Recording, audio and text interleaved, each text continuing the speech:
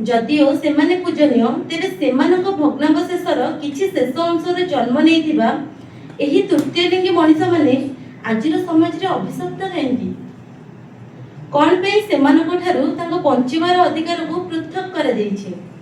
आधुनिकतार स्वाद चाखी ए मनीष निजर कार्यकलाप को नहीं नुआ इतिहास सृष्टि करि पारुछि। तेबे एही तृतीय लिंगी मनीष मानक पई ए समाज रे एते तिरस्कार कोन पे? गंगा नदी दूषित हुई भी ताहा आज पवित्र। गंगा नदी दूषित हुई भी ताहा आज पवित्र। तेबे सेही तृतीय लिंगी गंगा आजिर समाज रे अपवित्र कोन पे? सेही भगवानकर अंश विशेष समाज पे कलुषितर कारागार पालटी जाइछि काहेकि? तांको रूप रंग व्यवहार रे ए मनीष तांको प्रति एते असंतुष्ट काहेकि? किन्नर बोली ए मनीष समाज देखे तांको खराब दृष्टि रे।